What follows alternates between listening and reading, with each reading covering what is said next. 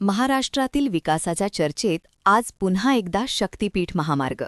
नागपूर ते गोवा असा हा महत्त्वाकांक्षी द्रुतगती महामार्ग विदर्भ, मराठवाडा आणि कोकणाला जोडणार आहे.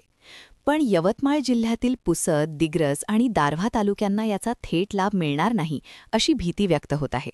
स्थानिक लोकभावना आता सरकारपर्यंत पोहोचवण्याची मागणी जोर धरत आहे.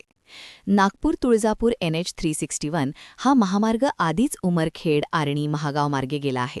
पुसद शहरापासून हा महामार्ग 40-45 किलोमीटर अंतरावरून जातो.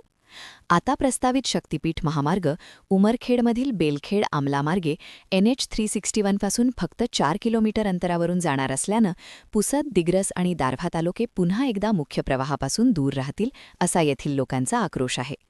शेतकरी, व्यापारी आणि युवकांच्या मते हा महामार्ग दारव्हा, दिग्रस, पुसद, शेंबाळपिंपरी, हिंगोली, औंढा नागनाथ मार्गे गेला तर या भागात औद्योगिक, व्यापारी आणि पर्यटन विकासाला नवी दिशा मिळेल. कापूस, सोयाबीन, तूर यांसारख्या पिकांचं उत्पादन मोठ्या प्रमाणात होणारा हा शेतीप्रधान भाग महामार्गामुळे बाजारपेठेशी जोडला जाईल. वाहतूक खर्च कमी होईल आणि रोजगाराच्या संधी निर्माण होतील. एकदा महामार्ग उमरखेड, आर्णी मार्गे गेला तर भविष्यात पुसद मार्गे कोणताही नवीन राष्ट्रीय महामार्ग येण्याची शक्यता कमी आहे. हा केवळ रस्त्याचा प्रश्न नाही तर पुढील पिढ्यांच्या विकासाचा प्रश्न आहे. या विषयावर अधिक अपडेट्ससाठी आमच्याशी जोडले रहा.